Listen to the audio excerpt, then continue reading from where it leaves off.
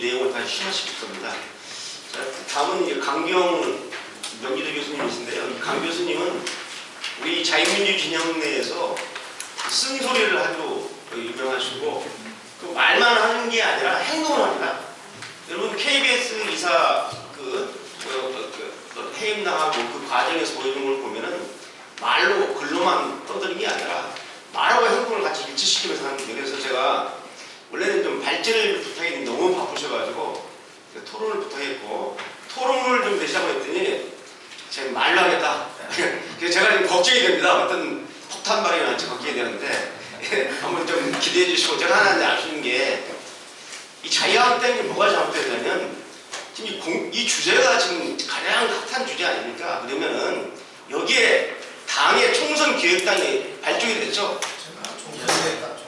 아니 그러니까 오셨군요. 감사합니다. 저희 이 의원님 죄송합니다. 나는 지금 안 오십니다. 와서 무슨 말을 하는지 시민단체는 어떤 생각하고 있는지 좀 들어봤으면 하는데 제가 몰랐어요. 죄송합니다.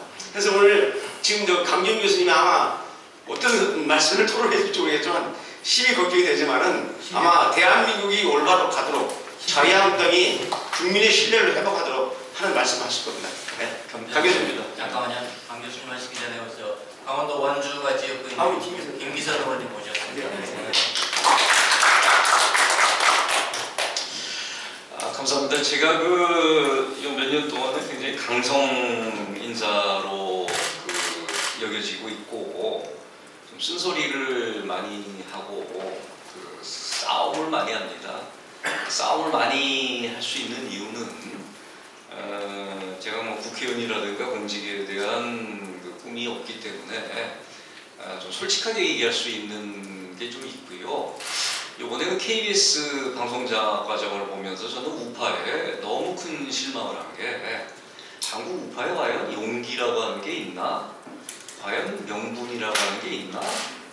더 나아가서 의리라고 하는 게 있는 집단인가? 뭐 이런 생각이 들었어요. 근데 여기 뭐 조용기 교수님이나 유광호 박사님이나 뭐 저를 잘 아시는 분들이 있겠지만 사실 세상에서 가장 부드러운 사람이 저 아닙니까? 근데 부드러운 사람이 그 원칙을 갖고 행동을 할 때는 정말 죽게 하며 살기로 할 수 있다라고 하는 것을 보여주고 저는 사실 지난 3년간 제 모든 걸 다 던졌습니다. 그래서 굉장히 어려운 과정에 있지만 오늘 그래서 역시 쓴소리를 좀 하도록 하겠습니다. 얼마 전에 비공개 토론이 아주 심도 있게 좀 있었는데요.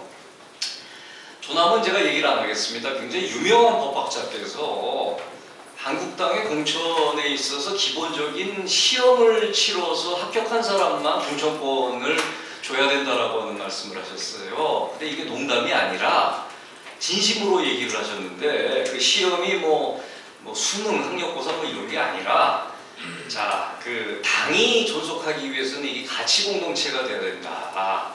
그런데 이 가치 공동체가 아니기 때문에 한국당이 응집력이 약하고 지속력이 약한 겁니다.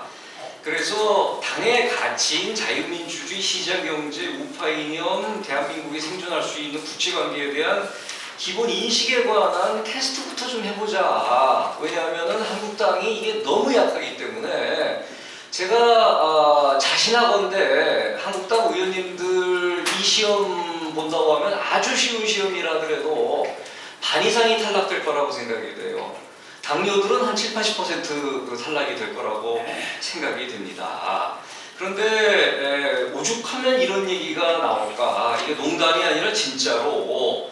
그러면 한국의 야권을 보면은 이 사람들은 비록 잘못된 가치이지만 이 가치가 공유가 되고 있기 때문에 대단한 응집력을 갖고 있습니다.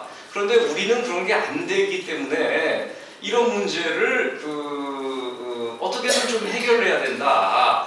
뭐 그런 생각이 듭니다. 물론 현실은 다릅니다. 이념적으로 또는 가치 공동체로서 강한 사람이 선거에 강한 게 아닙니다. 선거에는 역시 선거 지역구 관리를 잘하는 사람이 더 강한 게 사실이기 때문에 여기서 현실적으로 적절한 그 조정이 있어야 된다는 것은 이해를 하지만 이왕이면 다홍치마라고 이러한 그 가치 중심적인 정당으로 되살아나지 않으면 한국당의 미래는 없다고 생각이 됩니다. 뭐 여러분들이 얘기하지만 저보다 더 강성인 그 박성현이라고 하는 부의장님이랑 굉장히 아주 친하신 대학로 동기인데 오죽하면 한국당은 당선과 재선을 위한 동호인 클럽이다. 이건 이상도 아니고 이하도 아니다. 뭐 그런 얘기를 했는데 저는 맞는 얘기라고 생각이 되고 비례대표에 있어서는 적어도 이런 원칙을 지켜줘야 되는데 지금까지 전혀 그렇지가 못했습니다. 오히려 그 반대적인 가치를 가진 사람들을 막 끌어들이다 보니까 이름은 얘기하지 않겠습니다. 한명숙 그 대표의 최측근인 사람이 한국당의 비례대표 의원으로 들어와가지고 이적 행위를 한참 하다가 아시질 않나. 뭐 이런 상황들이 벌어지고 있고 유명 인사들 데리고 와가지고 거의 활동을 하지 못하는 이런 거는 우리가 이제 배제를 좀 해야겠다. 그리고 박인환 변호사님께서 잘 말씀을 하셨지만 교육과 재교육 기능이 전혀 없습니다. 과거에 그 신민당 시절에 야당을 한번 보십시오. 그러면 그때는 당 훈련장이라고 했는데 당 오역으로서 가장 중요한 역할을 맡으면서 당의 그 의원들뿐만 아니라 당원들 교육, 재교육을 하는데 우리는 그런 기능이 없다가 요번에야 이제 연수원 기능을 살리자 그래서 이제 정종석 의원님이 연수원장이 됐는데 제가 실상을 말씀드릴게요. 얼마 전에 이주영 국회 부의장님과 정종석 그 연수원장님이 정말 심혈을 기울여 가지고 6주에 걸친 의원 당원 교육 프로그램을 만들었는데 그 중에서 제가 뭐 본의 아니게 2개를 맡았지만 아침에 와서 그런지는 몰라도 이거는 참여율이 그 형편이 없습니다. 이게 야당 같으면은 구름처럼 몰려가지고 우리가 어떻게 하면은 새로운 가치 이념을 공유할 수가 있을 것인가를 고민을 했을 텐데 그런 게 전혀 없는 걸 보면서 이 당은 그 희망이 없는 당이 아닌가라고 하는 생각을 다시 한번 하게 됐습니다. 두 번째로 어떤 분이 이런 얘기를 하더라고요. 한국당은 대통합과 공천혁명을 같이 이루어야 살 수 있다 라는 얘기를 하셨는데 이것은 그 형용모순입니다. 그러니까 두 개가 양립이 될 수가 없는 얘기예요. 대통합을 하자고 하면은 유승민, 하태경, 등등등등, 조원진 다 끌어들이는 것까지는 좋은데 그렇게 되면은 너도 살았으니 나도 살자라고 하는 분위기가 생길 수밖에 없어요. 왜 저 사람들은 밖에 있어서 통합을 하는데 우리는 잘라내느냐라고 하는 얘기가 나오게 될 경우에 이게 과연 가능하겠는가? 그 다음에 공천혁명을 하게 되면은 이 대통합을 위해서 데려온 사람들도 쳐내야 되는 이 모습을 어떻게 해결을 할 것인가? 이 양립 불가능한 점에 있어서 제가 만약 택하라고 하면은 저는 당연히 공천 혁신을 하는 방향을 우선으로 하도록 하겠습니다. 대통합도 일부는 해야겠죠. 그런데 공천혁명을 할 때 그 문제는 새로운 얼굴을 찾으려고 하면은 찾을 수는 있지만 새로운 얼굴이라고 좋은 얼굴이 아닌 거는 요번에 청년 그 영입을 통해서 정당하게 드러났어요. 이게 젊고 새롭다고 해서 데려오면은 하나도 트레인되지 않은 사람들이 들어와가지고 오히려 사고를 치고 이게 무슨 당인지도 모르고 국회의원 준다고 하고 뭐 줍니까? 오는 경우가 있어서 오히려 안 좋은 결과를 낳게 하더라 하는 거. 여기에 대한 해법은 제가 그 세 번째 그 말씀을 드리도록 하겠습니다. 그리고 한국적 상황에서는 한국적 상황입니다. 상징성 있는 인사들을 배제하는 충격요법이 통합니다.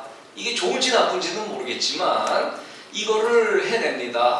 뭐 미국의 정치 같은 경우는 댄 러스티카우스키 같은 사람은 12선, 13선 굉장히 부패한 사람인데도 불구하고 계속되고 이게 왜냐 하향식이니까 아주 부패한 정치인인데도 불구하고 예선을 쥐는 하워드 의원인데 뭐 이런 경우들이 있지만 한국에서는 이게 하향식이 아니니까 갖는 상향식이라서 생기는 문제인데 상향식이 아니니까 갖는 장점도 좀 있더라. 그래서 이제는 여러분들의 기억에서 다 사라졌는지는 몰라도 노태우 씨가 대통령이 되고 나서 제일 먼저 한 게 권익현 권정달이라고 하는 제일 힘 있는 국회의원 둘을 쳐내면서 그 혁신을 이루면서 그 상당한 그 박수를 받았던 기억이 나고 한나라당의 뭐 대표 간판 인물이었던 허주 김윤환 의원을 그 배제시킨다든가 그 다음에 이제 김영삼 그 대통령 하에서 김문수 의원이 그 공천심사위원장을 하면서 대폭 물갈이를 했을 때 자잘한 사람들을 배제하는 것보다는 충격요법의 상징성 인사들을 그 상징성 있는 인사들을 배제하는 게 훨씬 더 효과가 있다. 이게 안 된다? 그럼 해체로 가는 수밖에 없습니다. 그건 좀 이따 다시 얘기를 하도록 하겠습니다. 왜? 정치는 이미지고 상징인데 한국에서는 이게 너무 감성적인 유권자들을 가지고 정치를 하다 보니까 이런 방식을 쓸 수밖에 없습니다. 그러면은 상징성 있는 인사들을 배제할 때 원칙은 네 가지 정도예요. 친박의 대표 인사들 중에 국정을 난맥상으로 이끌었던 사람들 분명히 있습니다. 다 자르라는 게 아닙니다. 그 다음에 그 찬탄파 중에서 역시 국정을 혼란으로 이끌었던 정치적 목적을 위해서 야합을 했던 사람들 그 다음에 고령 의원들 중에서 활동이 없거나 무리를 일으킨 사람들 고령이 아니더라도 전혀 활동이 없는 사람들 뭐 이런 사람들은 과감하게 그 배제를 해야 된다고 생각이 됩니다. 세 번째 시민사회 우파 지식인과의 그 연계를 말씀드리고 싶은데요. 이게 우파 시민사회 지식인과 당과 사이는 모택동의 그 말을 인용한다고 하면은 물과 물고기와 같은 존재가 되어야 됩니다. 그런데 야당에서는 이게 돼요. 민주당이건 과거 그 통합진보당이건 정의당이건 이게 돼요. 그런데 지금 한국의 우파 정당에서는 이런 게 안 돼서 여기 그 조은현 의원께서 그 얼마 전에 본인이 여기 들어오니까 물을 떠난 물고기 같은 느낌이 들었다. 아마 그러셨을 거예요. 그 하신 일은 아마 바둑지능법 하나가 있는 걸로 제가 생각이 드는데요. 이게 물 위에 떠 있는 물고기와 같은 존재로 이게 둘이 전혀 생물화학적인 연대가 이루어지지 않고 있습니다. 그나마 과거 그 비례대표나 그 지역구 의원들을 했을 때 의원들을 공천하고 당선이 됐을 때 잘했던 의원들 한번 생각해 보십시오. 특정 인물을 얘기해서 좀 죄송합니다만 전희경 의원이나 김종석 의원 아까 그 오셨던 맞지만 솔직히 저와 한 20여 년 우파 운동의 최전선에서 정말 풍찬노숙하면서 싸웠던 분들이에요. 근데 그 두 분들은 역시 당에 들어오니까 제 몫을 하더라. 그런데 이런 거 하나 없이 그동안 룰랄라 띵까라 사시다가 들어오신 분들이 뭘 할 수가 있겠어요. 여기서 숫자와는 상관이 없는 전투력의 차이가 나온다. 그래서 트레인된 사람, 검증된 사람을 지역구건, 비례대표건, 특히 비례대표는 100% 할 수 있지 않습니까? 지역구는 지역구 관리라고 하는 그 팩터가 있지만 그런 사람을 위주로 뽑을 수 있는 여지는 100%는 아니지만 50% 정도는 있다라고 하는 거를 말씀드릴 수가 있는데 아까도 말씀드렸지만 이러한 그 우파의 가치와는 전혀 반대인 사람들이 무슨 줄을 타고 들어왔는지 국회의원들이나 이런 것들을 하는 것을 보면서 뭐 시장 후보, 뭐 도지사 후보 이런 걸 보면서 이거는 좀 문제가 아니겠는가라는 생각이 듭니다. 오죽하면은 사실 정당의 그 가장 이상적인 형태는 생명력이 길어야 됩니다. 미국의 공화당, 민주당 굉장히 길죠. 영국의 보수당, 자유당은 이제 상당히 적어졌지만 아직도 존재를 하고 있습니다. 노동당 굉장히 오래 가야 되지만 한국 사람들은 이게 그렇지가 못해요. 그래서 그 새 간판, 새 정당을 선호하다 보니까 수없이 많은 정당들이 명멸을 하고 있는데 이런 한국적 상황을 생각했을 때 정말 그 이러한 개혁이 내적으로 이루어지지 못한다고 하면은 대체라고 하는 극단적인 방법을 쓸 수밖에 없는 그런 상황이 와야 될지도 모릅니다. 자, 얼마나 한국당이 우파 시민사회와 우파 지식인들을 경시하고 그 우습게 하는가는 얼마 전에 뭐 일이 터졌잖아요. 저 한국당의 국장 하나가 이 영양가 없는 한국당 세미나에 불러주니까 우파 지식인들, 우파 시민사회들 지들이 모나된 것처럼 착각들 쩔어요. 지들이 잘했으면 나라가 이렇게 됐겠어? 역겨운 꼰대들 뭐 이런 걸 공개적으로 얘기를 해가지고 여기에 대한 항의를 했는데 무려 3개월 동안 이게 심의가 안 되고 그냥 좋은 게 좋은 것이 좀 넘어갑시다 하다가 결국에 우파 시민 대표들이 단체로 와서 항의를 해서야 솜방망이 처벌이 중징계긴 하지만 솜방망이 처벌이 됐는데 제가 깜짝 놀란 게 당뇨로서는 역사상 처음으로 징계를 한 거라고 그러더라고요. 여기 관해서는 유분일 주필님께서 한국당 이거 안 됐다 이제는 다 갈아엎자 라고 하는 글을 쓰면서 일어났던 일들을 굉장히 자세하게 쓴 칼럼이 있습니다. 1급 국장이 어떤 망언을 했는지 그 망언이 어떻게 당해서 이렇게 좋게 빼면서 이게 딜레이 됐는지 이런 것들을 좀 봐야 됩니다. 두 개만 짧게 얘기를 하고 넘어가도록 하겠습니다.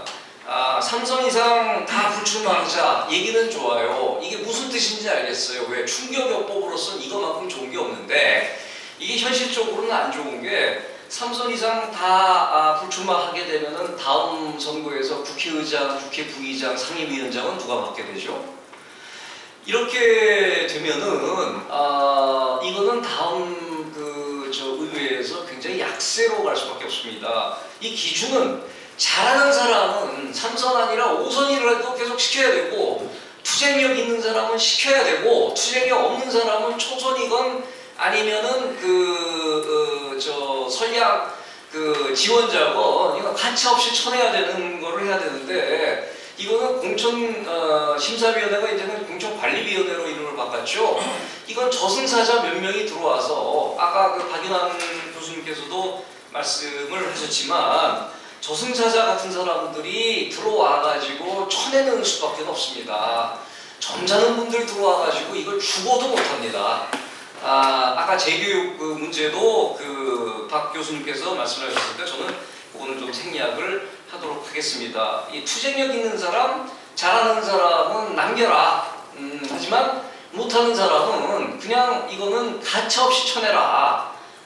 이 방법밖에 없습니다. 연동형 비례제, 그것 때문에 지금 황교안 대표께서 상당히 지금 고생을 하고 계시는데, 자, 300석을 갖고 연동형 비례제를 한다고 하면 지역구가 많이 줄어들게 되고 지역구 조정을 하게 되는데 제가 알기에는 선거이기 1년 전에 지역구는 다 돼야 되기 때문에 이거를 강행하게 되면 위헌이 되는데 현 정부가 사실 위헌 헌법 위반 법률 위반을 밥 먹듯이 하지 않았습니까?